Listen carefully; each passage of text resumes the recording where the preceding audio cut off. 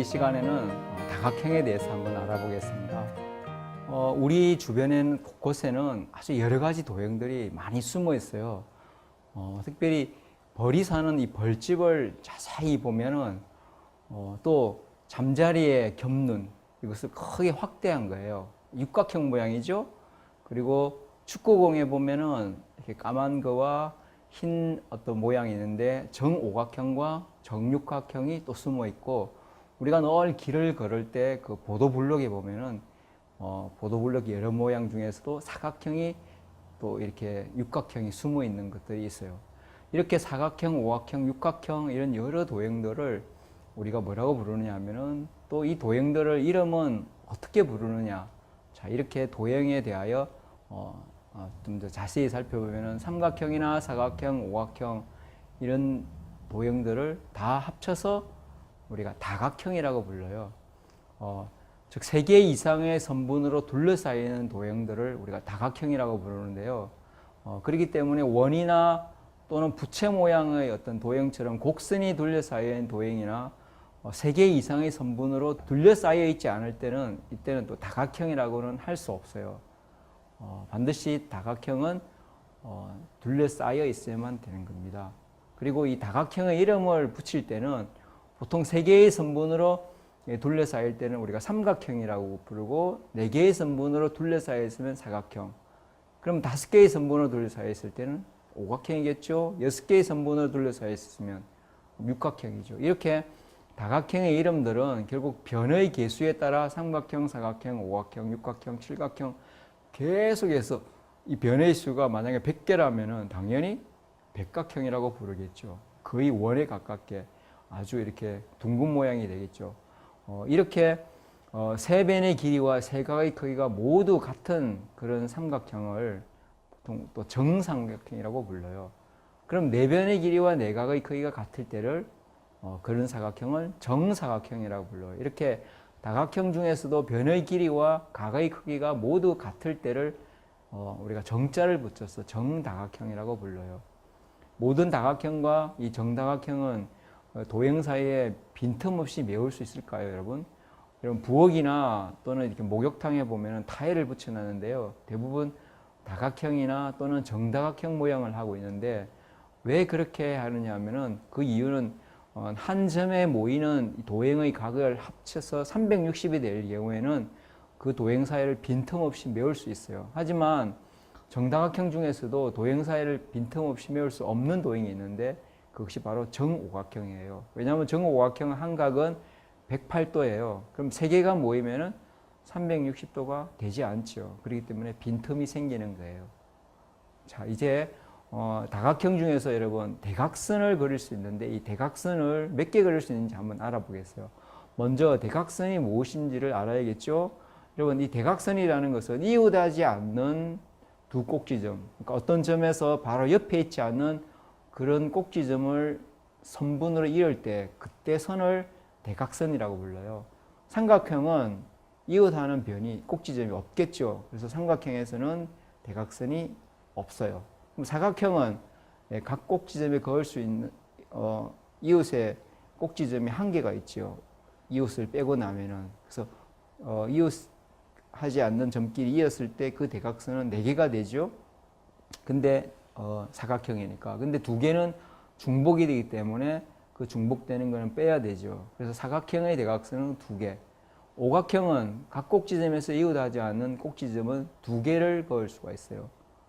그래서 대각선은 모두 10개가 되는데, 마찬가지로 대각선 중복되는 건 빼야 되겠죠. 그러면 5개가 남죠. 그래서 대각선은 5개가 되고, 이런 식으로 해서 다각형의 대각선의 개수를 한 꼭지점에서 그을 수 있는 대각선의 개수와 꼭지점의 개수를 곱해서 다시 2로 나누어야 돼요. 왜냐하면 중복되는 거기 때문에. 그래야만이 대각선, 총 대각선의 개수를 알 수가 있는 거예요.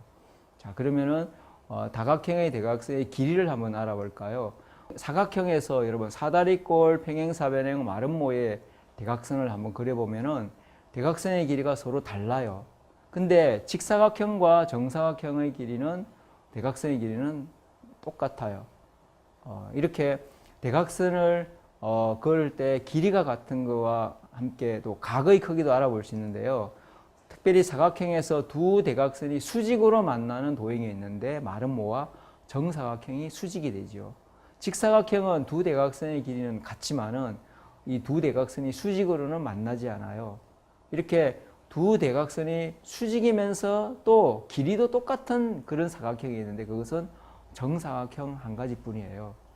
자, 이렇게 대각선의 개수를 알아보는 공식이 있는데 그것을 보면은 먼저 어떤 다각형을 다른 말로는 우리가 N각형이라고 부르는데 N각형에서 한 꼭지점에서 그을 수 있는 대각선의 개수는 자기와 이웃하는 꼭지점을 빼면 돼요. 그래서 N 빼기 3 이게 바로 한 꼭지점에서 그을 수 있는 대각선의 개수예요. 여기에다가 다각형의 개수를 곱하면 되겠죠. 그래서 N 곱하기 한 꼭지점에서 그을 수 있는 대각선의 수. 그런 다음에 나누기. 왜냐하면 중복되는 거는 2로 나눠야 되겠죠. 그러면 십각형이 있다고 할 때 이 십각형의 대각선의 길이를 구하세요 할 때는 십각형은 꼭지점이 10개겠죠. 그럼 10 곱하기 그 다음에 한 꼭지점에서 그을 수 있는 것은 양쪽과 자기를 빼면 3을 빼야 되겠죠. 항상. 그래서 7. 그러면 70에서 2를 나누면 35개. 이렇게 해서 총 대각선의 길이를 개수를 구할 수가 있는 거예요.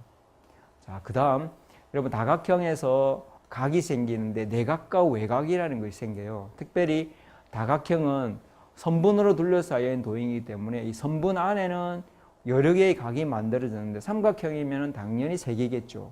그럼 사각형은 4개겠죠. 오각형에서는 당연히 5개가 생기겠죠. 이렇게 한 꼭지점과 두 변으로 만들어지는 다각형 안쪽에 있는 각을 우리가 내각이라고 불러요. 그러면 다각형에 어떤 한 변을 늘어뜨려요. 길게. 그런 다음에 그 늘어난 변과 그 변 위에 있는 다른 다각형의 꼭지점과 그리고 나머지 한 변으로 만들어지는, 다시 말하면 다각형 바깥쪽에 있는 각을 우리가 외각이라고 불러요. 이 외각은 다각형의 한 변과 그 이웃 한 변을 연장했을 때 그 선분으로 이루어진 각을 말하는데, 특별히 삼각형처럼 이렇게 내각 바깥에 있는 전체를 외각이라고는 부르지가 않아요. 그리고 이 내각과 외각을 합치면 항상 180도가 되는 거예요. 내각과 외각은 항상 이웃하기 때문에 이 두 내각은 다각형의 그 한 변을 연장해서 나누어진 두 개의 각으로 되어 있는데, 여기 보면 내각과 외각의 합을 보면 항상 180도라 그랬죠. 그러면은 내각이 하나는 80도고 또 하나는 70도를 이루고 있죠. 그러면은 나머지 내각을 구하세요. 이렇게 한다면은 이 기역이라는 각의 외각은 몇 도인지를, 그러니까 기역을 알면은 또 바깥 외각을 알 수가 있겠죠. 그러면은 먼저 기역의 각을 알아보면은 삼각형은 180도라 그랬죠. 그럼 나머지 두 내각을 빼면은 30도가 되겠죠. 180에서 두 내각, 즉 150도를 빼면. 그러면 이 기역의 외각을 구할 때는 우리가 보통 직선은 180도가 되겠죠. 그러면은 180에서 30도를 빼고 나면은 150도가 나오겠죠. 이 외각이 바로 150도가 되는데, 근데 여러분 이 150도는 삼각형 방금 내각 70도와 80도를 더한 것과 같죠.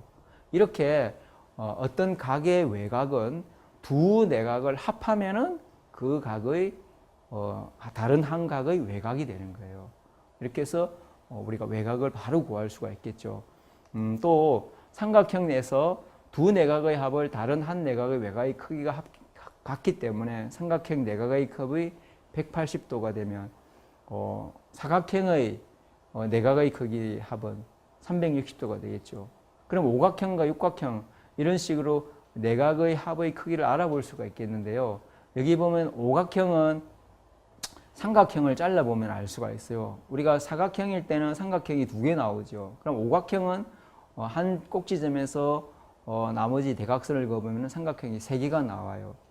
그리고 육각형은 그럼 4개가 나오겠죠. 이런 식으로 해서 보통 여러 내각 다각형들의 내각의 합을 구할 수 있는데, 삼각형 하나가 180도이기 때문에 거기서 삼각형의 개수를 곱하면 되겠죠. 그러면 오각형의 때는 삼각형이 3개 나오기 때문에 이제 180에서 3을 곱하면 560 이런 식으로 계속 구하면 모든 다각형의 내각의 합을 다 구할 수가 있는 거예요.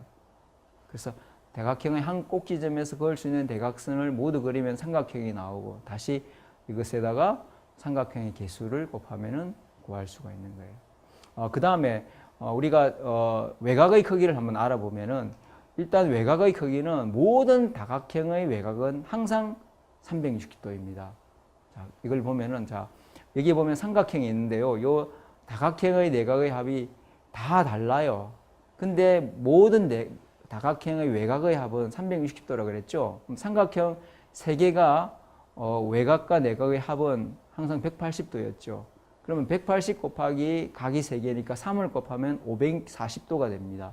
그럼 이 540도가 에서 내각인 180도를 빼고 나면은 나머지가 외곽이 되겠죠. 그럼 360도제요. 그럼 그 다음에 사각형도 마찬가지예요.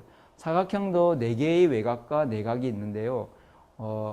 우리가 내각과 외곽을 합하면 항상 180도죠. 그러면 사각형은 각이 4개니까 4를 곱하면 720도가 됩니다. 근데 720도에서 사각형의 내각이 360도라 그랬죠. 역시 빼고 나면은 360도가 나옵니다. 이게 바로 외곽의 합이 되겠죠. 그럼 오각형도 마찬가지죠. 오각형도 내각과 외곽을 합치면 5개가 생기는데 180 곱하기 5를 하면은 900도가 되는데요. 여러분 오각형은 아까 우리가 내각의 합 구할 때 했죠. 삼각형이 3개 나오니까 540도가 나왔죠. 역시 900에서 540을 빼면 360도가 나오는 거예요. 이런 식으로 모든 그 다각형의 외곽은 항상 360도가 됩니다. 다 합쳤을 때는. 그래서 다각형에서 만들어지는 삼각형의 개수를 이렇게 우리가 살펴보면은 삼각형으로 나누면은 사각형은 2개, 오각형은 3개, 육각형은 4개 이런 식으로 계속 하다 보면은 항상 다각형의 변의 수에 이만큼 적게 나오면은 그게 바로 삼각형의 개수가 되겠죠. 그래서 N각형에서 만들어지는 삼각형의 개수를 구하세요. 그러면 항상 2를 빼면 되겠죠. 그 다음에 내각의 합의 크기를 구하세요 하면은 180도, 삼각형 하나가 180도라 그랬죠. 그 다음에 삼각형 개수가 몇 개인가를 알면은 곱해서 삼각형의 개수를 곱하면은 내각의 합도 다 알 수가 있고 이런 식으로 해서 모든 내각의 합을 구할 수가 있는 거예요. 그 다음에 정다각형의 한 외곽의 크기를 구하세요 라는 문제가 나오면은 이런 정자가 붙을 때는 각과 변이 다 같은 걸 말하는데 그러면은 각이 다 같으면 외곽도 다 같아야 되겠죠. 그런 식으로 한다면은 다각형의 외곽이 항상 360도라 그랬죠. 그러면 정다각형의 한 외곽은 그 각의 개수만큼 나누어 버리면 되겠죠. 그래서 삼각형은 3개니까 360 나누기 3 하면은 한 외곽은 120도. 정사각형은 4개니까 4로 나누면 90도. 정오각형은 각이 5개니까 360에서 5로 나누면 72도. 정육각형은 6으로 나누면 60도. 이런 식으로 해서 모든 외곽의 각각의 한 외곽을 이렇게 바로바로 구할 수가 있는 거예요. 이렇게 여러분 각의 내각과 외곽의 어떤 관계를 통해서 우리가 한눈에 각을 전체 각도 알 수가 있고 또 각각 하나하나의 각의 크기도 알 수 있듯이 우리가 하나님 말씀을 접할 때에 보면은 율법과 복음을 우리가 접할 수가 있는데 율법과 복음의 관계도 마찬가지예요. 특별히 1700년대에 이 감리교의 창시자 요한 웨슬리라는 분이 있었는데요. 이 웨슬리는 복음과 율법의 아주 완전한 조화에 대하여 이렇게 얘기했어요. 율법과 복음은 가장 밀접한 관계에 있다는 것을 알 수 있다. 한편으로는 율법은 끊임없이 복음을 위한 길을 만들어서 사람들로 하여금 그리로 가도록 지시해주고 또 다른 한편으로는 복음은 항상 우리를 인도하여 율법을 더욱 정확히 성취시키도록 한다. 예컨대 율법은 하나님을 사랑하고 이웃을 사랑하고 온유하고 겸손하고 성결하기를 우리에게 요구한다. 우리는 그와 같은 모든 요구에 대하여 부족함을 깨닫는다. 율법을 지킬 수 없기 때문에. 그러나 우리는 사람으로는 불가능하지만 이처럼 사랑을 주고 겸손하고 성결케 하는 하나님의 언약을 보게 된다. 이것이 바로 복음이죠. 우리는 이 복음, 기쁜 소식을 붙잡게 된다. 그런데 그것은 믿음으로 말미암아 우리에게 이루어진다. 곧 율법의 의가 그리스도 예수 안에 있는 믿음으로 말미암아 우리 안에서 완전히 이루어지게 된다. 놀라운 말씀을 해주셨죠. 또 웨슬리는 이렇게 말씀하셨어요. 그리스도의 복음의 가장 큰 원수 가운데는 율법을 기탄 없이 공격하고 율법을 악한 것으로 말하는 자들이 있다. 그들은 사람들에게 율법을 깨트려지도록 율법에 대한 의무가 폐기됐다. 다 율법은 이제 구약이기 때문에 폐지됐습니다. 폐했습니다. 라고 가르치는데 율법의 가장 큰 조항이나 가장 작은 조항 하나하나뿐 아니라 율법 전체를 온전히 깨트리도록 그렇게 가르칩니다. 그러나 이러한 허망한 일 가운데도 가장 놀라운 일은 그들이 그리스도의 율법을 전복하면서도 그것을 높이는 줄로 믿고 그분의 교훈을 폐하여 버리면서도 그분의 사업을 확장시키고 있는 줄로 여기는 일입니다. 주여 평안하니까 이렇게 말하면서 입을 맞춘 유다와 같이 행동한 그들은 예수님을 과연 높이고 있는가요? 그러나 그러한 사람들에게 주님께서는 내가 입맞춤으로 인자를 파느냐라면서 가룟 유다에게 책망하셨죠. 이처럼 율법과 복음에 대하여 오늘날 율법을 폐한 자들에게 이 말씀을 인용했어요. 그리고 또 이렇게 말씀했어요. 주님의 보혈에 대하여 말하면서 그분의 면류관을 벗기는 일과 그분의 복음의 사업을 발전시키는 채 하면서 예수님의 율법의 어떤 부분을 삭제해버리는 일은 입맞춤으로 그분을 배신하는 것과 다를 바가 없다. 믿음을 전하는 자로서 직접적이거나 간접적으로 순종하여야 할 어떤 적은 부분일지라도 제해버리는 태도를 취하거나 그리스도를 전하는 자로서 하나님의 율법을 지극히 작은 것을 조금이라도 약하게 하거나 무효로 만드는 자는 유다에게 한 정죄의 비난을 면할 수 없다. 유다와 똑같다는 말이죠. 그리고 복음을 전하면서 율법의 모든 목적을 다하는 것이다 라고 주장하는 사람들에 웨슬리는 이렇게 또 말합니다. 우리는 그것을 전혀 부인한다. 복음은 소위 율법의 첫째 목적, 곧 사람들에게 죄를 깨닫게 하고 아직도 지옥 음부의 구덩이에서 무덤에서 그냥 잠자고 있는 자들을 깨우는 일을 할 수는 없다.